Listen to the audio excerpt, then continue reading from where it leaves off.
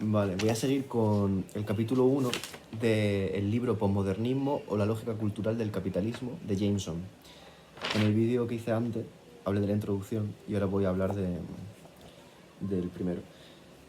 Bueno, el capítulo se llama La deconstrucción de la expresión. Y empieza poniendo un ejemplo, no me acuerdo muy bien, ¿vale? Voy a leerlo.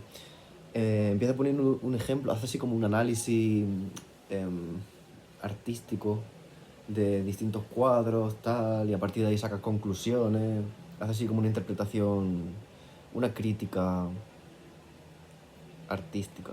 No termino de entender muy bien cuál es el objetivo de...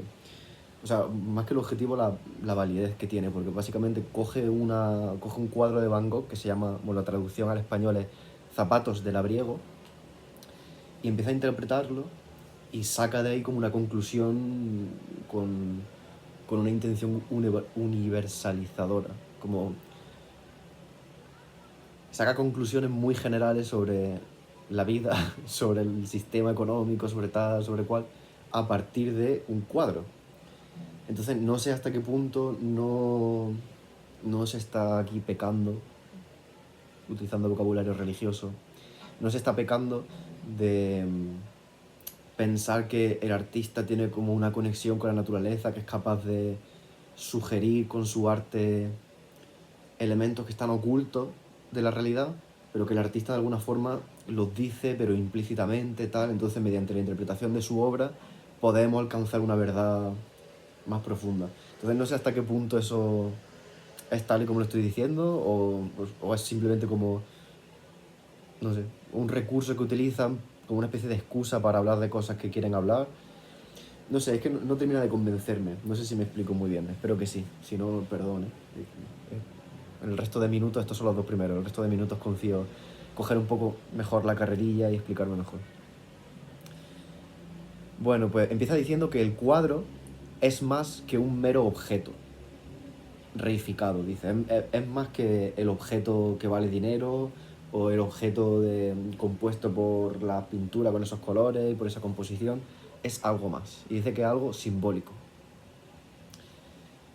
Entonces, describe este cuadro que yo he intentado encontrarlo y el que yo encuentro no se parece al que él describe. Pero bueno, aquí dice que se refleja el mundo de la miseria agrícola. El cuadro que yo he encontrado, que es del que voy a hablar, suponiendo que es el mismo, aunque ya digo, las cosas que dice aquí yo no las veo en el cuadro, pero bueno. Dice que representa el mundo de la miseria agrícola. El que yo he visto, eso sí que lo representa, porque son básicamente unos zapatos como usados, muy gastados. Zapatos así como de campo, supongo, si se llaman zapatos de labriego el cuadro, pues serán de campo. Y nada, están ahí como usados, entonces sí, el mundo de la miseria agrícola. Vale, como... Igual no tiene dinero para repararse o comprarse unos zapatos nuevos, vale. Y sin embargo dice aquí que se ven unos árboles en flor al fondo, eso yo no lo veo en el cuadro, y que representan simbólicamente la utopía capitalista. Como que hay un contraste entre... Es que no sé, yo lo siento, pero a mí me parece esto como una estupidez. O sea, no estupidez, yo qué sé, pero me parece como muy soso, en plan de una contraposición entre la miseria agrícola y luego allí unos árboles floreciendo que yo no los veo, me estaré equivocando de cuadro, no sé, y que representan la utopía capitalista, como la realidad de la miseria y luego la utopía, que está a lo lejos, nunca. Vale, bueno. Y luego lo compara con otro cuadro que se llama Zapatos de polvo de diamante, algo así, de Andy Warhol. Y también hace un poco la comparación entre dos cuadros que hablan de zapatos, y uno que es de Van Gogh y otro que es de Andy Warhol, que sería un representante del capitalismo. Y dice que, sin embargo, en este cuadro de Andy Warhol, que este sí que lo encontré, y básicamente es como una fotografía con el contraste así subido o algo así, como que se ven muy en blanco y negro, de unos zapatos que no tienen profundidad, no tienen, no sé, al estilo de Andy Warhol. Y dice que en este cuadro no hay un mundo simbólico primero, subyacente, del que emerja la obra, como sí que lo hay en el cuadro de Van Gogh. Como que tiene una especie de profundidad simbólica que dice que en el de Andy Warhol no existe. Y dice que el autor comenzó su carrera como diseñador de marketing, de anuncios. Entonces como que está basada en la mercantilización y no en el genio creativo, ¿no? Algo así. O no de la misma manera que Van Gogh. Y dice que los zapatos no tienen entre sí una relación simbólica. Son como un pastiche. Eso es cierto. O sea, tú ves el cuadro y ves, parece un anuncio. Es verdad, como que no tiene... No sé, a mí es que Andy Warhol no me gusta. Entonces es verdad que te deja una sensación, o me deja una sensación como de... que no entiendo qué es lo que está intentando decirme. Bueno, sí que lo entiendo, pero como que no me gusta, no me interesa, ¿sabes? Y dice que aquí en este cuadro no hay colores que representen la utopía, sino que hay un filtro blanco y negro que arrebata la capa de colores del objeto. Y que el mundo pasa entonces a ser un mero texto y simulacro. Y el tema del simulacro creo que Guy Debord, que habla del simulacro, de todas estas cosas, ¿no? Y lo del texto creo que se refiere un poco a la lectura de Wittgenstein, como de reducir la realidad a discurso. Como que ya no se trata de que las cosas sean algo o no sean algo, en esencia, como no se trata de la verdad o la mentira, sino que se trata de lo que tú estás pensando. Como el discurso que tú tienes, pues tú sabrás qué es lo que estás pensando.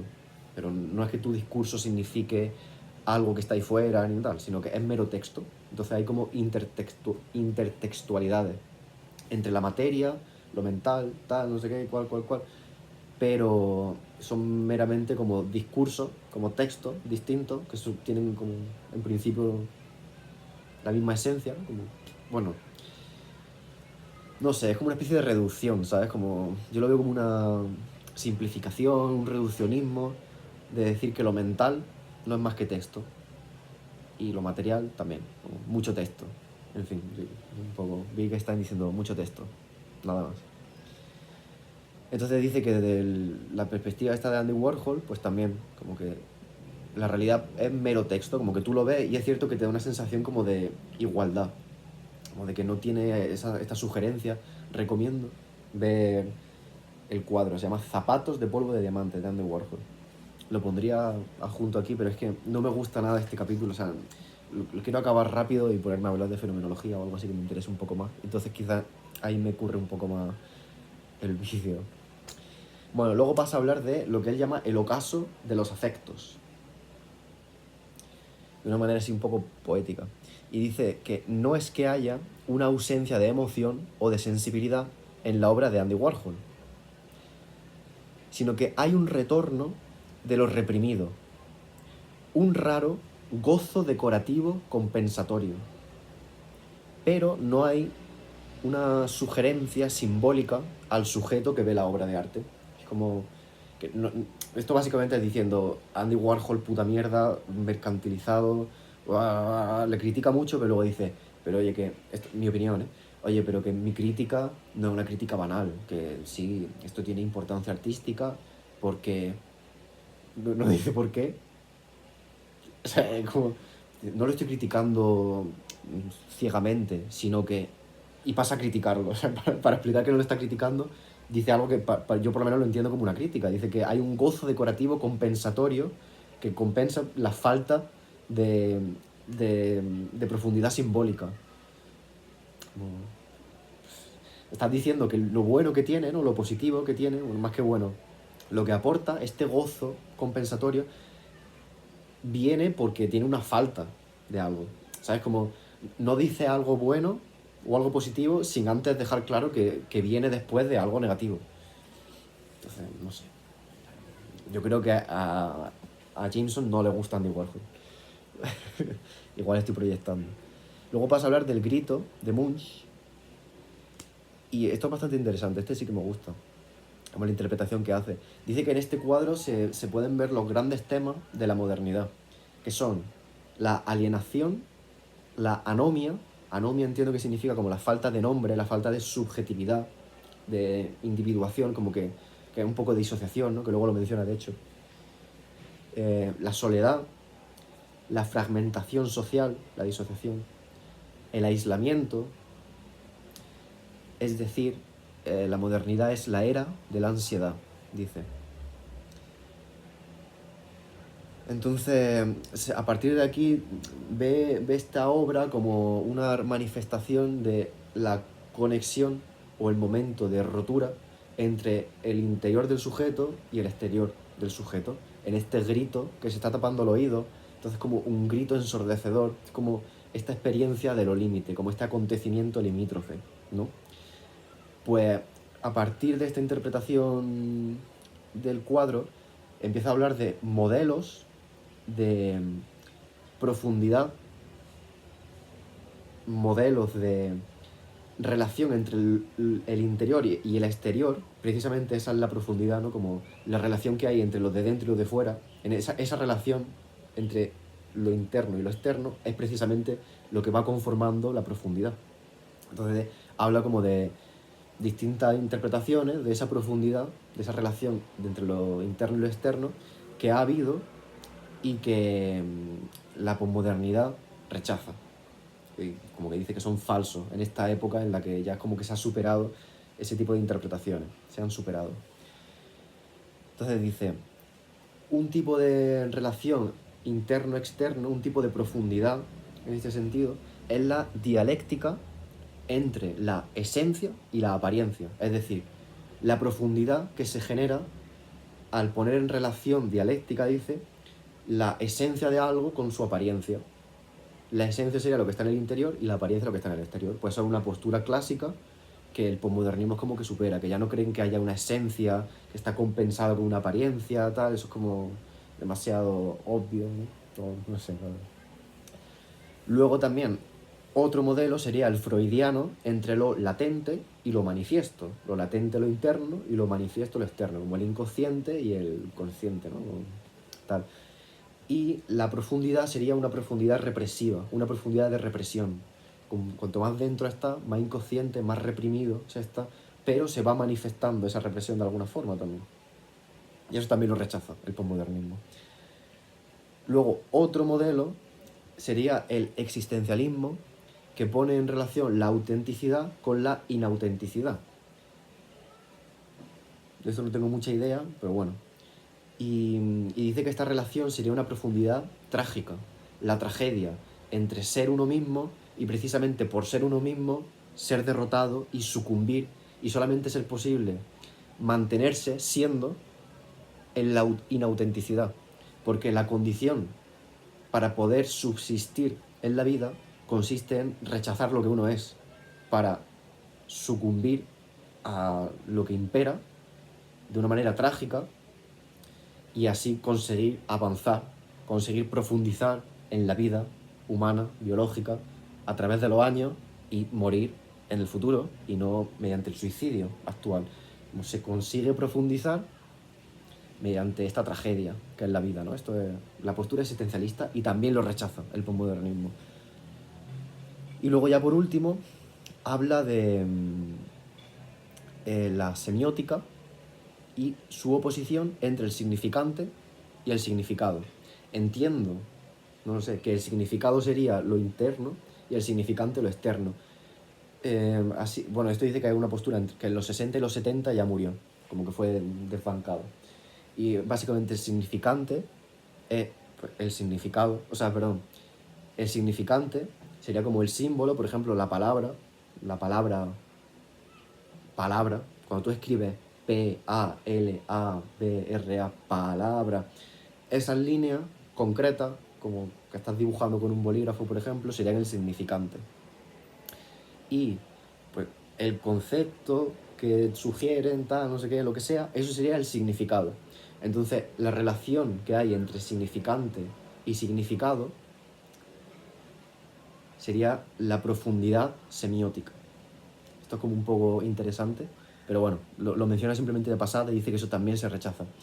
Y dice que este tipo de profundidades han sido en el posmodernismo sustituidas completamente por la superficie o por múltiples superficies que se relacionan por la intertextualidad. Y esto no lo desarrolla, pero me parece de lo más interesante del capítulo.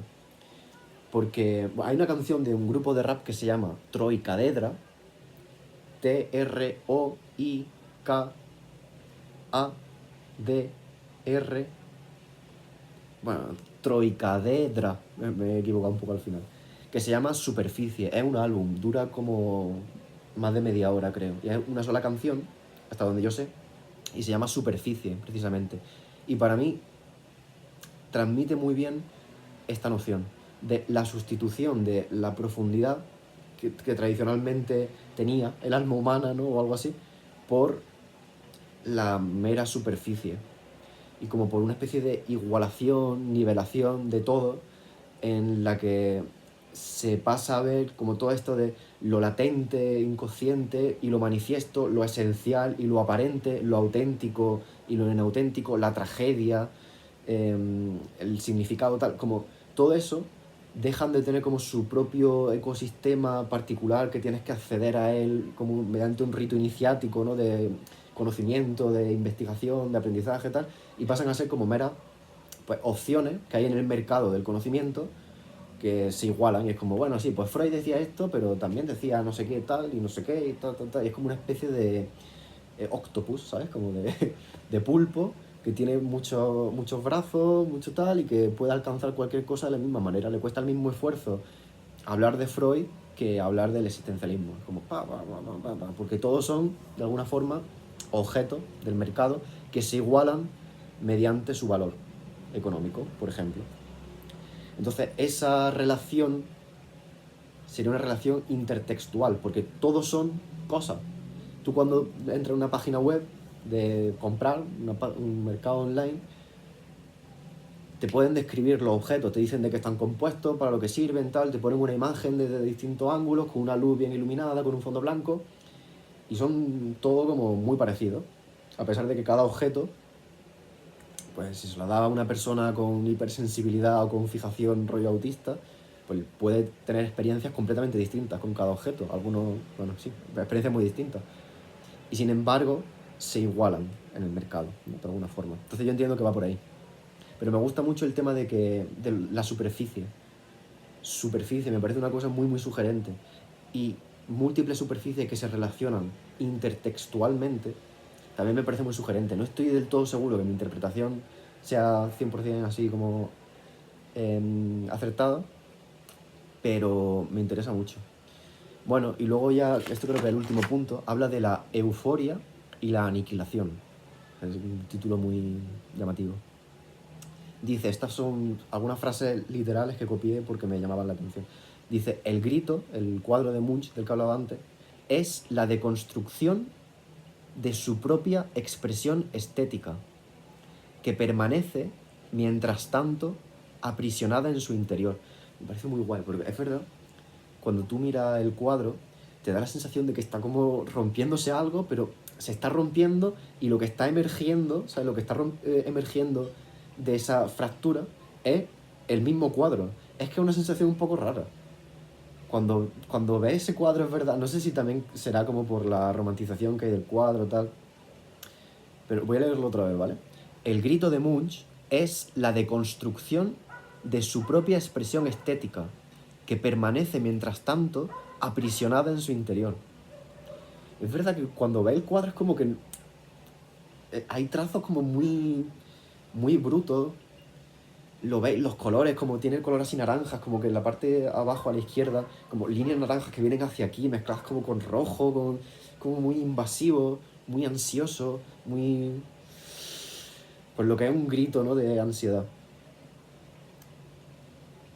Y da la sensación de que se está rompiendo la estética del cuadro para precisamente transmitir la estética del cuadro. Es que es bastante curioso. Luego otra frase también literal dice, el mundo sensible se ha convertido en las paredes que reverberan de una mónada. Esto es la interpretación que dice, ahora entra un poco más en ello. Dice que cuando tú miras el cuadro del grito, ves como que está ondulado, como que parecen todo ondas, como el sonido de un grito, que cuando hay un sonido muy fuerte, las cosas vibran, porque el sonido es vibración. Pues dice que el mundo sensible de ese cuadro, la realidad, se ha convertido en la pared, como en el límite que está temblando de el núcleo de la mónada, que mónada significa como núcleo, de alguna forma. Entonces, como el sujeto que está rompiéndose por el grito de la ansiedad decía, ¿no? Sí, la era de la ansiedad, la modernidad, es como el grito de la modernidad que está rompiendo al propio sujeto, y eso es lo que se puede ver, como esa doblez, como que se está ahí plásticamente deformando el límite, y al deformarse el límite, las formas que va tomando son precisamente las de el grito, es como una especie de nacimiento, como lo que mencioné en el vídeo anterior también de la introducción, como el alien de la película Alien, el octavo pasajero, como que emerge con un grito y ahí como entre tripa y líquido viscoso, como esa referencia también a lo viscoso, que la veo un poco relacionada con lo pastiche, con el pastiche, y creo también que se puede relacionar con Lovecraft, una vez más, es como que está así un poco todo relacionado. También es que yo tengo una visión concreta de estos asuntos, entonces lo relaciono siempre con las mismas cosas. Vale, entonces sigue hablando y dice, el grito representa el momento culmen de angustia que va a romper la burbuja en la que se ha crecido.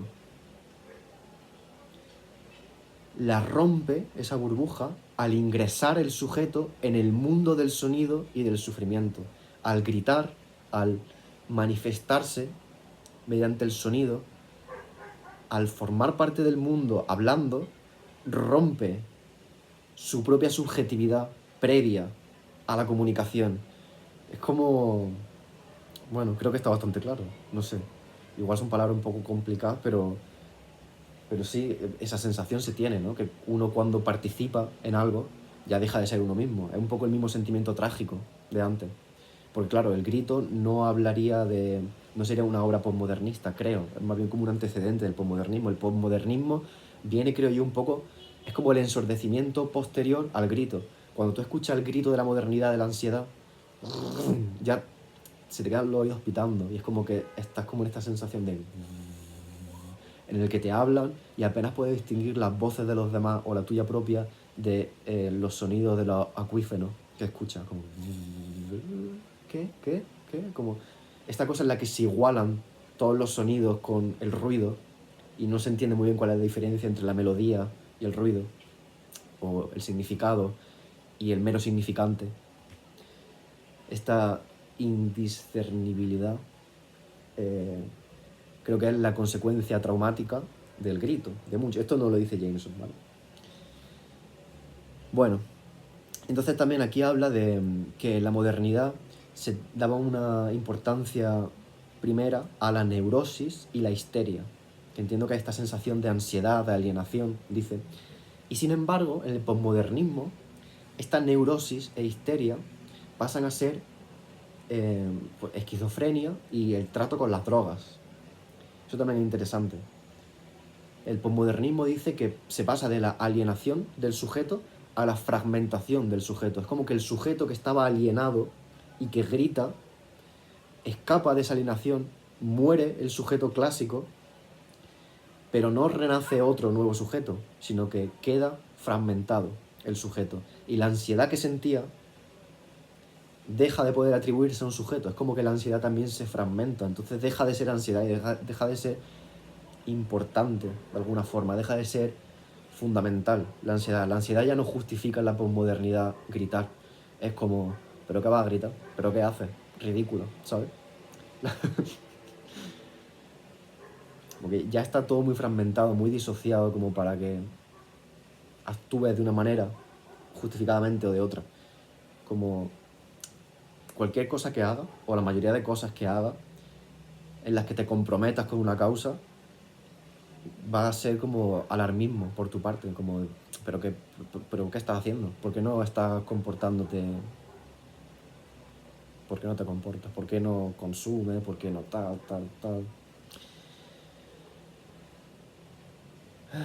Sí, dice que muere el sujeto y se descentra la psique. Un poco la misma idea. Y luego el grito nos dice que la expresión requiere de la subjetividad y al mismo tiempo enseña el precio que ha de pagarse para poder expresarse, que es un poco pues la pérdida de la propia subjetividad, ¿no? Pues yo me pienso que el mundo es así y las cosas deberían ser así y tal, no sé qué, cual, pero en el momento en el que hablas tienes que enfrentar con, como dice Jesús Maestro, tienes que tener una cita con la realidad y entonces la realidad te da de hostia, ¿no? Como dice él. Fin de la cita.